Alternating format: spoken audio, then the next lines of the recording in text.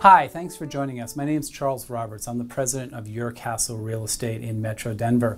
And I want to spend a couple of minutes talking to you about a very important topic, affordability of homes. People say constantly that because home prices have gone up, they're unaffordable. But clearly, the data is not telling us that. We have way more buyers than sellers, meaning that people are still able to buy homes. Yes, prices have gone up, but they are still affordable. That's what the market is telling us. I'm going to explain why. What I'm going to look at here is data with inflation and without inflation. And the important data is without inflation because that compares apples to apples over time. So this slide right here shows the prices of homes have gone up over time a lot.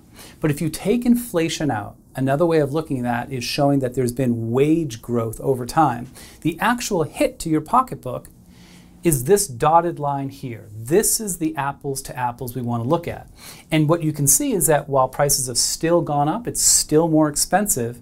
It's a lot less expensive than without inflation here. Okay? So let me jump over here, and this is the real point. While we look right here at the PITI, the principal, interest, taxes, and insurance, your monthly payment, this is what people look at. In fact, the apples to apples comparison that you should look at is including all the changes in the principal, interest, taxes, and insurance. So let me give you an example. Back in the 80s, that's what it cost in inflation-adjusted dollars to own a home. Very, very expensive. This is the perfect example of homes were unaffordable. $4,000, $3,500 in inflation-adjusted. Why? Because interest rates were so high. It's real simple. Interest rates came down, and it became much more affordable to buy a home. Then you see here, prices of homes go up, and it becomes less affordable. We have a big drop in the market. Our prices go down 25% of single-family homes, and once again, homes become very affordable. And in fact, 2012, homes were as affordable as they've ever been.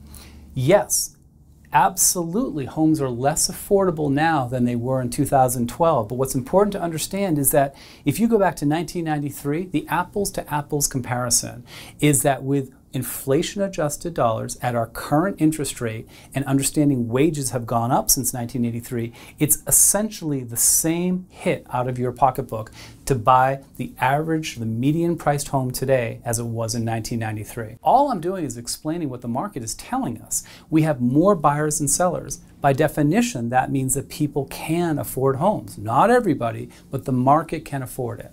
The way I see this suggests to me that no, we're not unaffordable.